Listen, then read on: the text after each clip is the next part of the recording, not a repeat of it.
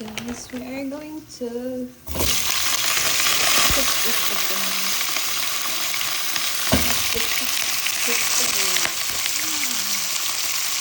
So, ayan, niluluto ko siya ulit is because gusto ko siyang ma-mixture na lutong-luto talaga siya. Kasi last time, nung kumain ako ng chips-to-go, basta sakit ng tiyan ko at parang food poison ako na. Kaya at this time, minimixture ko talaga siya na lutuin ko ulit itong chips-to-go. Ito lang. Kailangan mo talagang lutuin siya ulit, guys, kasi minsan hindi siya luto. Muntik na talaga ako mahimatay sa sobrang sakit ng tiyan ko. Last 2 nights ago, I think, kasi nang kinain ko yung chips-to-go, basta ang sakit ng tiyan ko kinaumagahan. Kaya, yeah, I have to recook it again. So, lalagyan ko siya ng soy sauce and vinegar para mamatay talaga yung mga kabakteryahan dito. So guys, kailangan nyo talagang lutuin ulit kapag meron kayong binili na mga lechon manok or lechon baboy.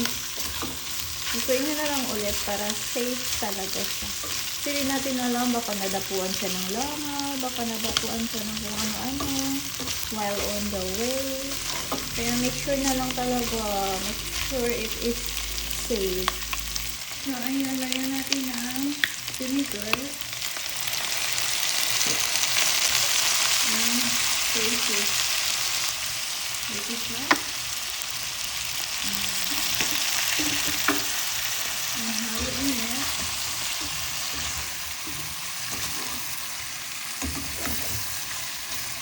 So, mga after 5 minutes, pwede 5 minutes lang yung pagluto niya. Kailangan kasi talagang lutuin ulit ito. Kasi, minsan pag nagmamadili sila, hindi na nakalimutan nila yung timer. Ayan. Kaya make sure talaga natin, guys, na luto yung mga lechon manok or lechon kung ano-ano pa dyan na binibay natin. Para natin sa kaligtasan ng ating family, kaligtasan natin. Kasi ayoko na talagang nangyari yung nangyari sa akin ng isang gabi. Kumain lang naman ako ng isang pakpak nito, dinner. Tapos, hindi ko kasi siya niluto ulit. Usually kasi niluluto ko siya ulit bago ko siya kainin. Pero gutom ako ng time na yun. That's why I had to eat na hindi luto ulit. Kaya guys, grabe talaga yung naranasan ko last time nung kinaumagahan. Grabe talagang sakit ng tiyan ko na pinagpawisan talaga ako ng napakarami. At muntik na talaga akong mag-pass out. Ito lang naman yung inanot ko. Kaya ayun, lutuin ko siya ulit. Yung lutong-luto talaga siya. Ayan.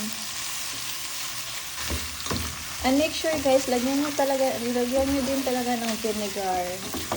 It's because vinegar can kill all the bacteria that is in the food.